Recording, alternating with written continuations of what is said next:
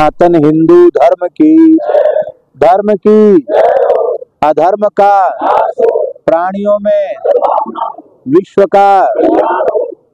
का हम कहेंगे गोवंश की, आप सब कहेंगे रक्षा हो। गोवंश की हम कहेंगे गोवंश, आप सब कहेंगे सुखी हो। गोवंश भारत की धरती गोवध के कलंक से मुक्त हो। भारत की धरती गोवध के कलंक से, भारत की धरती गोवध के कलंक से, भारत की धरती गोवध के कलंक से। जगत गुरु श्रीमदाद्य भगवान स्वामी श्री रामानंदाचार्य जी महाराज की, जगत गुरु द्वाराचार्य श्री स्वामी मलुकदास जी महाराज की, सदगुरुदेव श्री पहाड़ी बाबा जी महाराज की, सदगुरुदेव श्री भक्तमाली जी महाराज की, सब संतन की, सब विप्रन की, समस्त उत्तराखंड वासीन की जय जय श्री राधे श्याम, जय जय श्री सीताराम, हर हर महादेव, निताय गौर हरि हरि शरणम। आज अत्यंत प्रसन्नता का विषय है।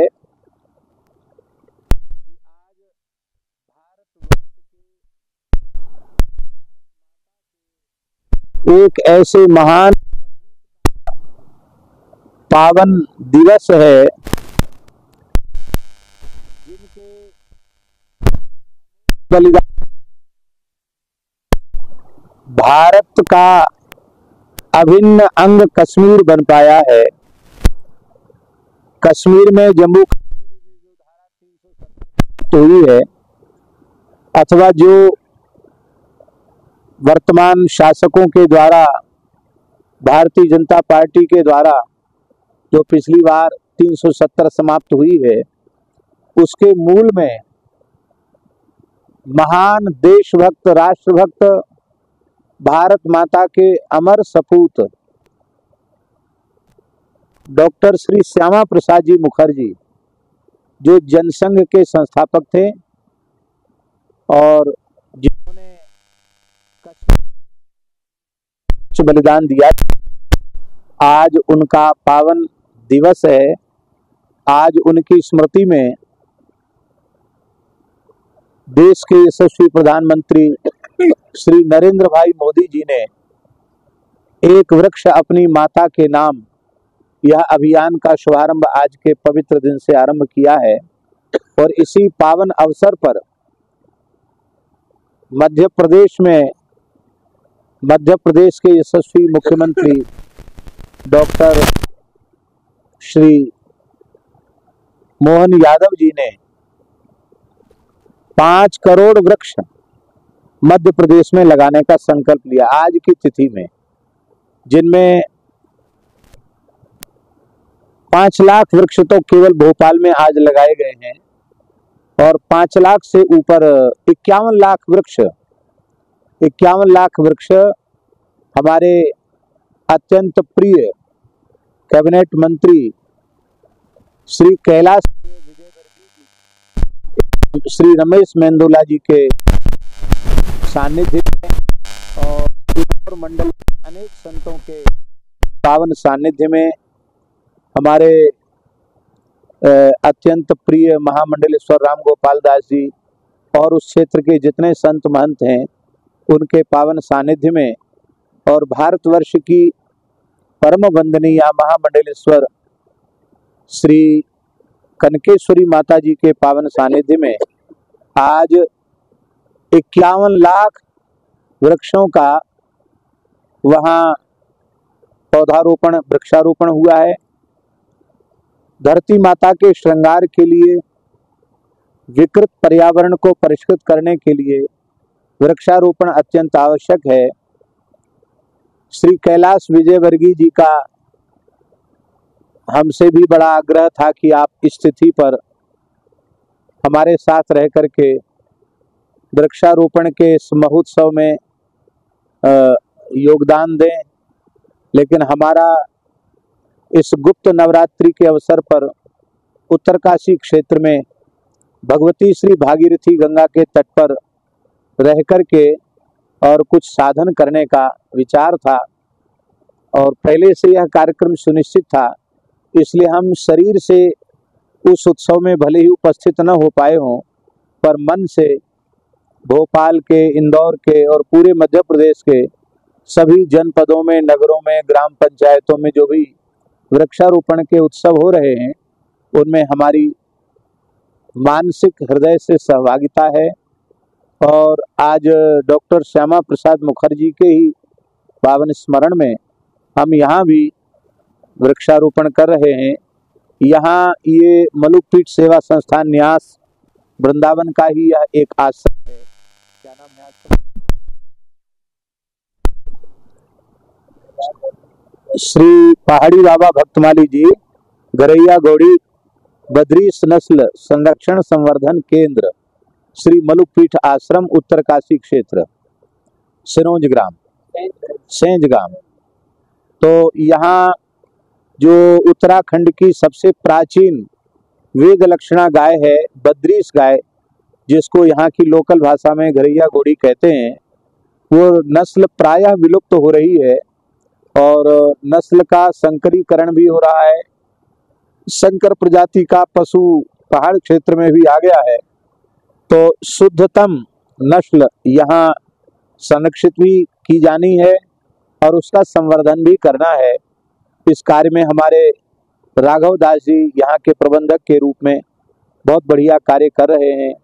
संत दास जी, कौशल किशोर दास जी और सब संत यहाँ विराज करके, पुरुषोत्तम दास जी महाराज भक्तमाली जी वयोवृद्ध संत हैं और हमारे वीडियो साहब जो हैं इनका बहुत बड़ा योगदान है। तन मन धन और पूरा समय भी ये देते हैं। और भी यहाँ के क्षेत्रीय संघ के यहाँ के जो प्रचारक हैं, यहाँ के उत्तरकाशी क्षेत्र के, क्या नाम है भैया? जितेंद्र चौहान जी, वो भी अपने परिकर सहित यहाँ उपस्थित हैं। यहाँ बद्रीश नस्ल का संरक्षण संवर्धन तो होना ही है। यहाँ बहुत सुंदर गुरुकुल की स्थापना भी होगी, जहाँ पर्वतीय क्षेत्र के विप्र बालकों में पवित्र वेद ज्ञान के संस्कार हों और पुनः इस भूमि का देवत्व ऋषित्व फिर से जागृत हो। संत सेवा का केंद्र, गुरुकुल, गोरक्षण का केंद्र और अनेक आध्यात्मिक प्रेरणाओं का, साधनाओं का केंद्र यह आश्रम बन गया है और आगे भविष्य में बनने वाला है।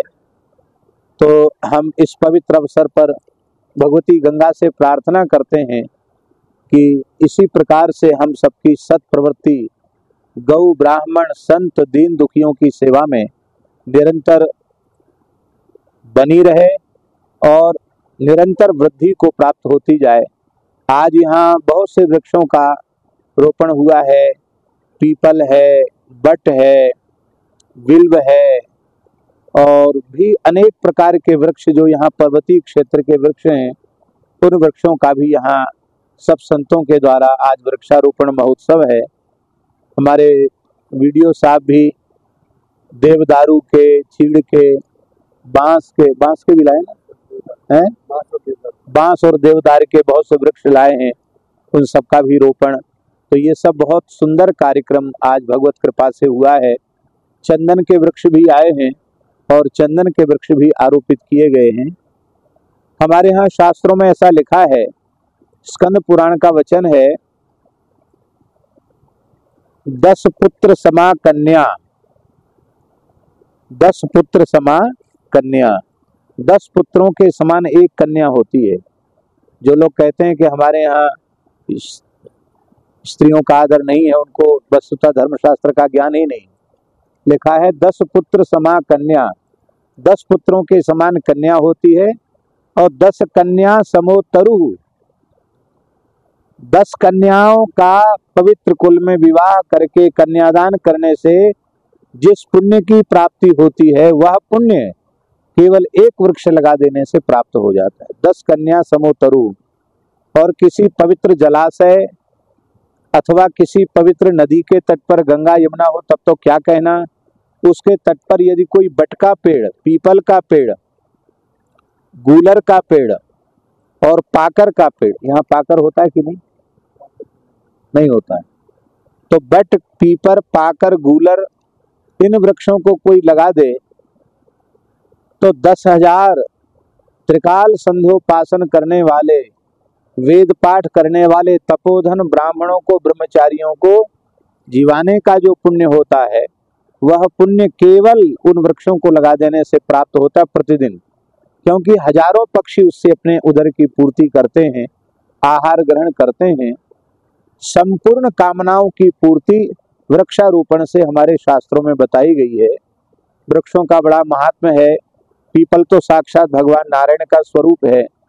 जो व्यक्ति अपने जीवन में कम से कम 100 पीपल स्थापित कर देता है वो किसी भी जन्म में दरिद्र नहीं होता है, हमेशा धनाढ्य होगा, धर्मात्मा होगा, धनाढ्य भी होगा, धर्मात्मा होगा।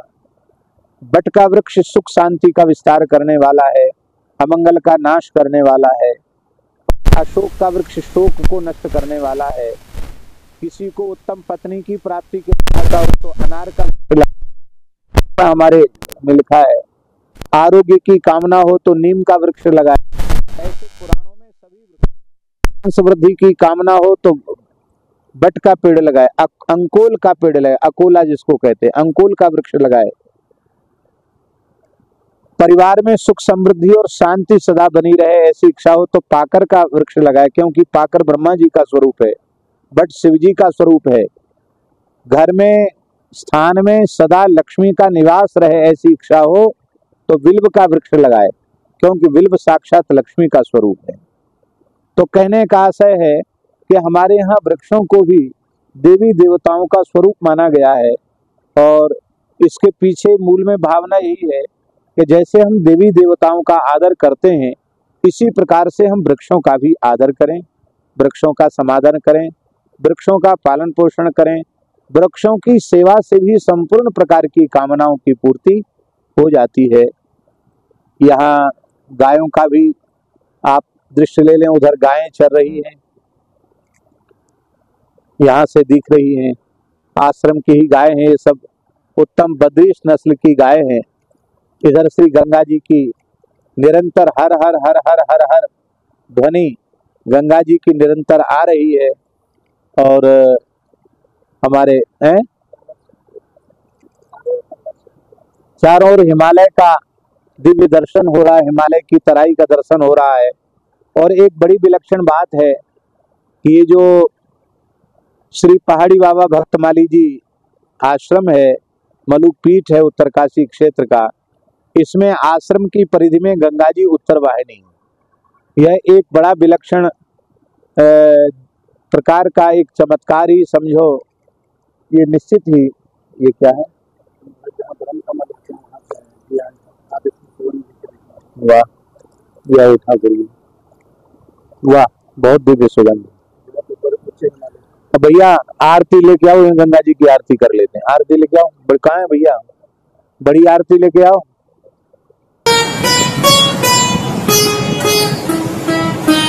श्री सीताराम प्रतिदिन सत्संग एवं दर्शन के लिए श्री महाराज जी के ऑफिशियल चैनल को जरूर सब्सक्राइब करें।